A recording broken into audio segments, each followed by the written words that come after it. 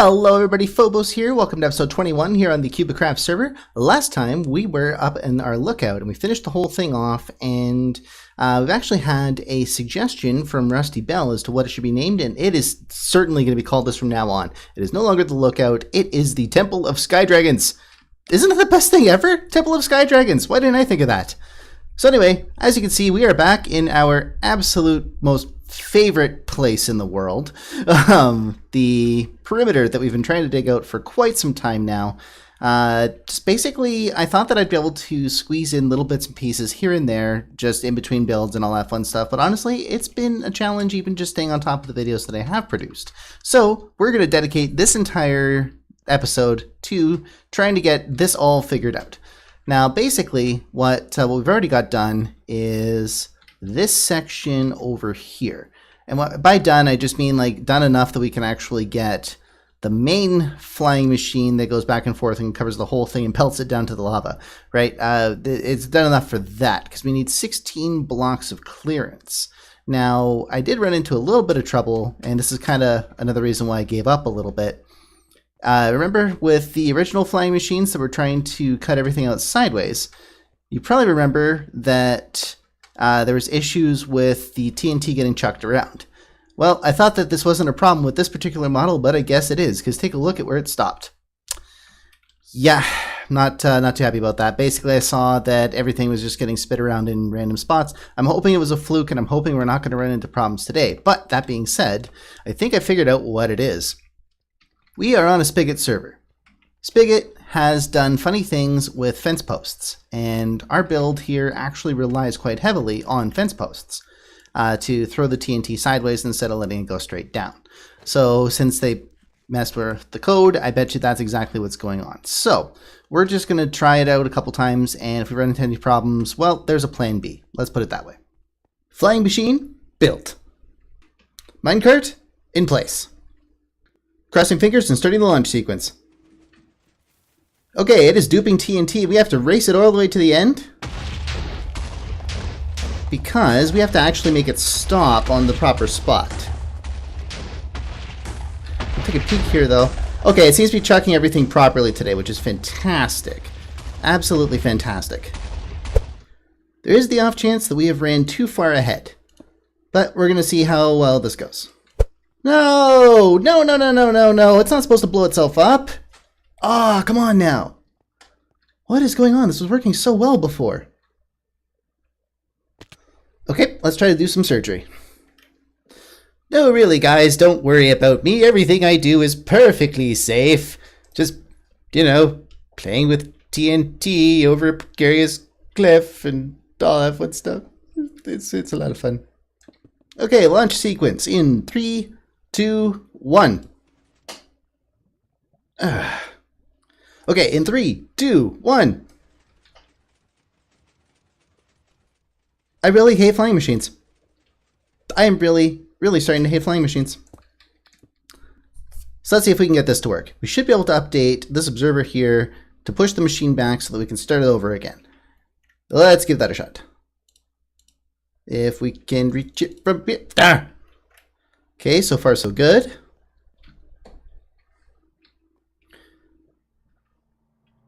Now, that is supposed to be nya. And we'll try it again. This time though, we have to get rid of this obsidian. So we'll see how this goes. I give up. I give up. It's time to go to plan B, I think.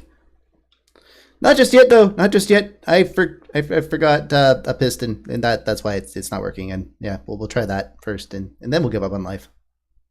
All right, guys. If this doesn't work, I swear to God, I'm gonna cry and quit Minecraft. And it's just that simple. So what we're gonna do now is now that we have our piston and an observer, I forgot one of those two. We're gonna punch this out and see what happens. Hopefully, yes. Okay. Thank God. So now, if we don't outrun it, we should be fine. We'll see what happens, though.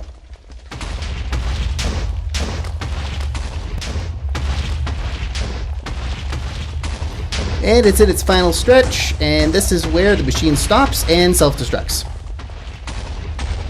Yep. Oh well. You know what? We at least got a good chunk of everything blasted out for once. And yeah, now we just have to do that, you know, a million more times.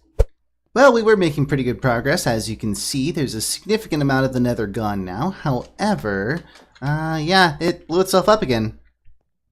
Really disappointing. And this is why there's fire resistance armor, guys. Oh boy. Just trying to get rid of that thing. Fell into the lava. This whole project, it's just, this whole project, let me tell you. Well guys, we've officially made it to the high ground, which has me excited and nervous. Basically, this here being 2 blocks higher than everything else means that there's a better chance of this actually self-destructing. So fingers crossed that everything's going to go well. But what I do like is that I can build this thing so easily now because I can actually reach everything. So yeah, pros and cons. Let's just see how it goes though.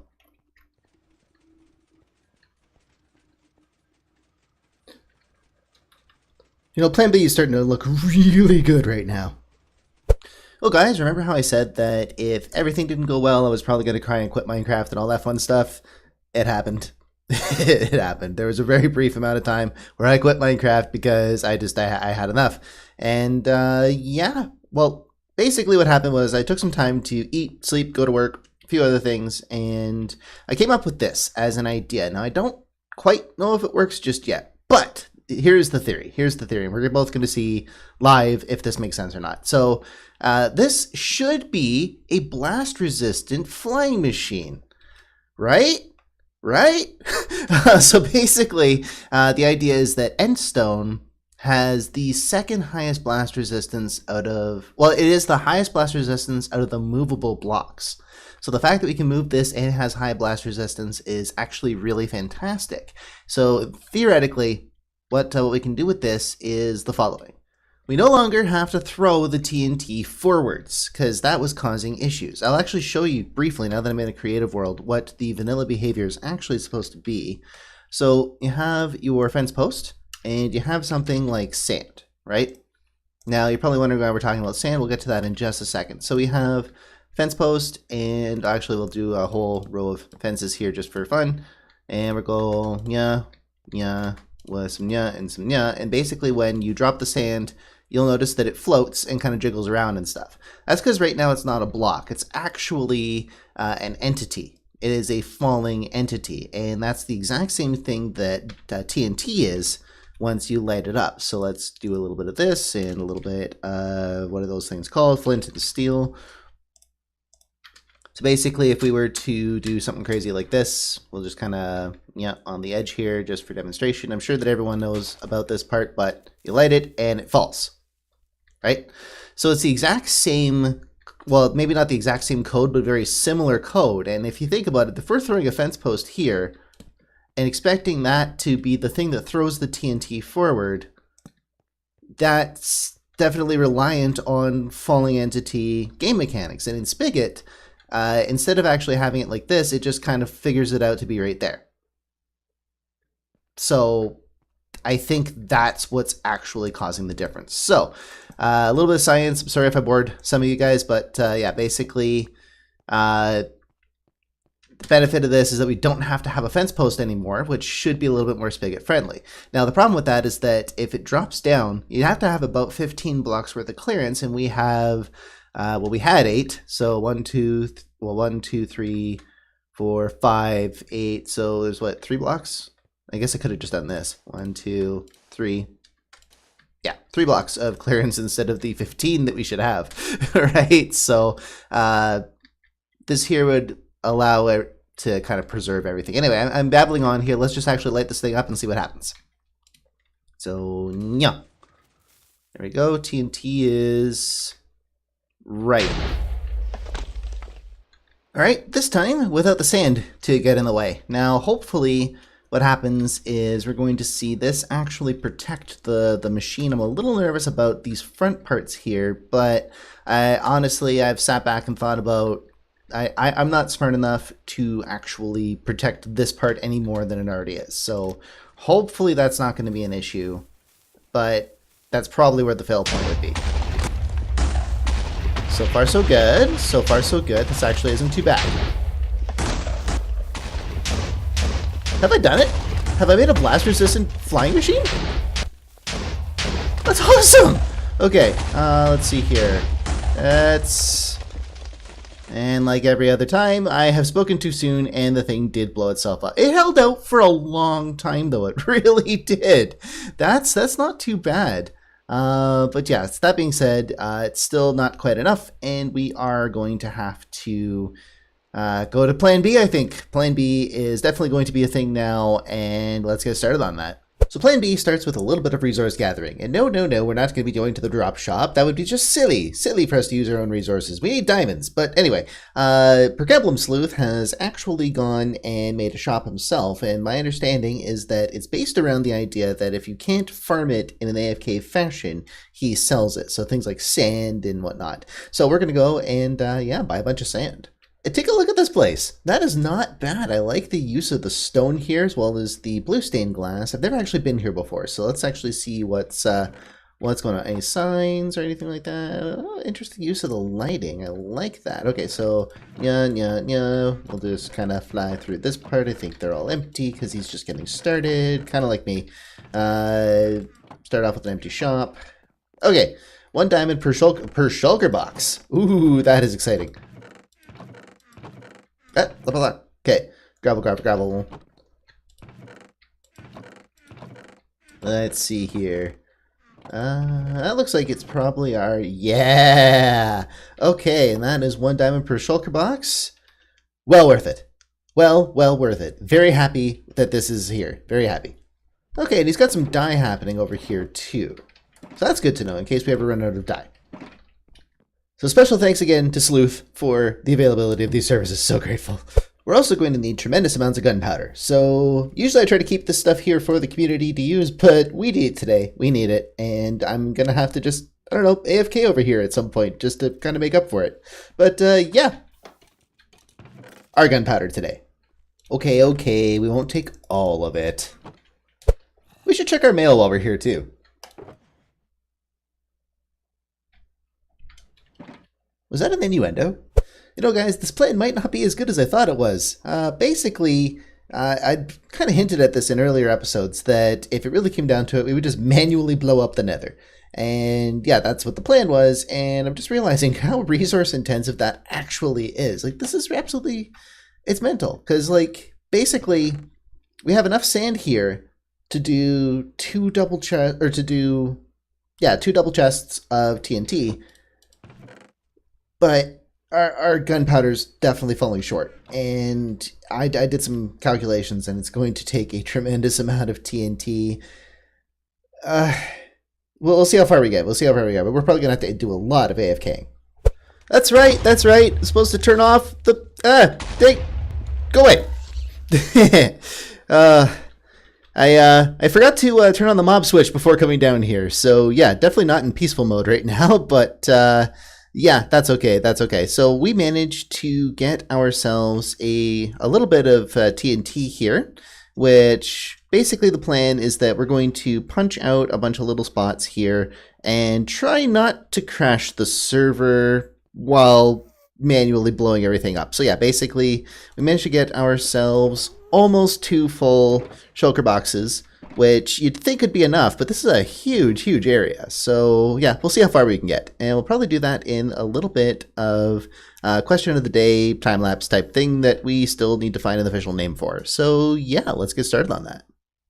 So the question for today is actually going to be more of a topic for today, for the simple reason that we got a bunch of related questions all about kind of the same thing, so I thought I would just talk about it. Topic is going to be about tiny houses and why I want to live in one. Now, to cover what a tiny house is first, it is exactly what it sounds like. It is just a really tiny house. But with it comes a bit of a different lifestyle. Usually a tiny house is something that's built on a trailer frame that allows you to take it wherever you want to go. Usually when I mention this to people and I say that I want to build one from scratch and all that fun stuff, they almost immediately pull out an auto trader and show me, well, here's an RV that's on sale, so why not just buy that and make it nice and simple. The difference is that it is a house on wheels. It's an actual house. It has proper insulation. It has all the comforts. It's not just camping on wheels, right? So that's what the big difference is. And my fiance and I are thinking of moving into something like this as a bit of a stepping stone toward our ultimate goal, which is to live in an Earthship. The short version on that, because that's a whole different topic and a story for another day. Short version is that it's an extremely eco-friendly house that produces more than it consumes, which is pretty fantastic in and of itself. And while we're going to be building that, we're going to have to live somewhere. And we were thinking a tiny house would be a place to live for the time being. As well, it allows us to kind of get on our feet nice and quick, right? We just have a quaint little home that we can call our own as a good place to start. And it's not going to cost an arm and a leg, and we're not going to be in debt to our eyeballs for our whole lives, that kind of thing. Now, on top of that, something that I really love is the eco-friendliness of it. The fact that it takes less building materials to make is a great start, and it's also next to nothing to heat and cool. A lot of people actually have little stones that just burn pine cones, and that's more than enough to provide their heat during the winter, which is pretty cool. We're probably going to be going with an electric mini split, so that does heating and cooling as one little unit, just because it's not going to take much energy anyway. Probably throw some solar panels on there, that kind of thing. The one thing that I am looking forward to is being able to adjust my lifestyle just a little bit. Kind of go with a little bit more of a minimalistic type thing, because when you don't have a whole lot of space, you start to really ask yourself what's important in your life. Do I really need this, right? Do I need to have 4 closets of clothes, or can I really just get away with a few outfits? Things like that. How many TVs do I really need? That kind of stuff. So it's just a way to kind of question life at a fundamental level, get to really know what's important, and just kind of live with a low footprint is really what we're thinking. But again, it's another way to just kind of save some money for the time being, actually get to own a house, and move toward our bigger goals. But with that is the all the time that we have for today's question. And yeah, we're going to pop back onto the KubiKraft server now. Well guys, we've put down 14 stacks of TNT so far, and we've managed to get a nice line going all the way across. I'm going to fire off some right now because there's been a couple of times where the TNT just started exploding all by itself. I'm guessing it was too close to a lava pocket or something like that, but we also don't want to crash the server anyway, trying to do this whole thing in one chunk. So yeah, I say that we just have a little bit of fun with this.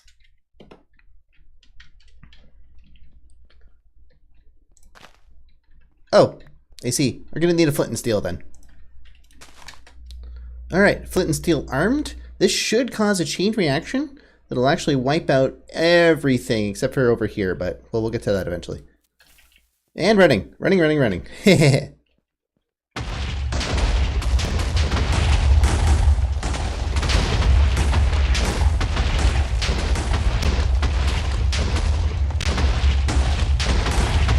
This is fun.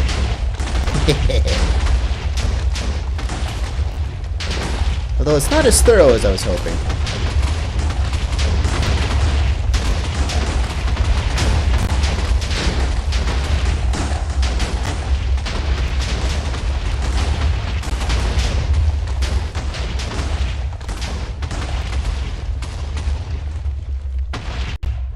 Yeah, definitely not as thorough as I was hoping. That's a bit of a shame. That is a bit of a shame, but look at the mess we made, guys.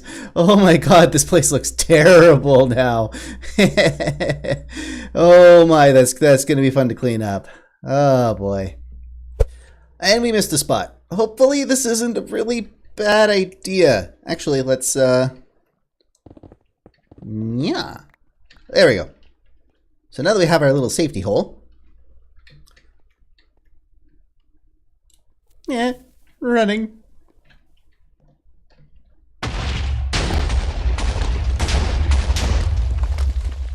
Oh, come on, really? You know, guys, I was just thinking, I don't even know if this is more efficient than just mining it out by hand. We might be mining it out by hand. We're going to give a blended approach a try, I think. Is this a good idea? We're going to try it. So basically, we're going to actually just hollow out this whole section here and then lay some TNT down and then blow it up. And we're going to see what the ensuing results are going to be. So yeah, this ought to be fun. Yeah, and then this happens. I fell into a lava lake. And then I threw an ender pearl to get out, and then I was in a wall.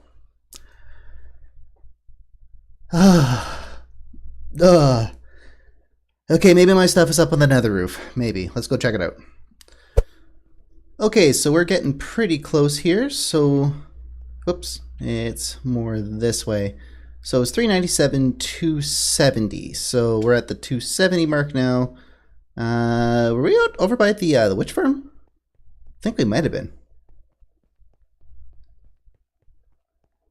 Okay, so that is disappointing. I was really hoping that it would have just kind of item elevated its way up to the top here.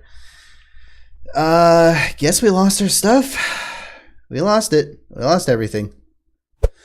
So here we are running back to base for the second time because, like an idiot, I decided to run over to where everything was. I tried to parkour my way over past lava and all kinds of fun stuff and wound up falling to my death again. So yeah, our stuff is gone. That was literally all of the TNT. All of it. I don't even know what to say.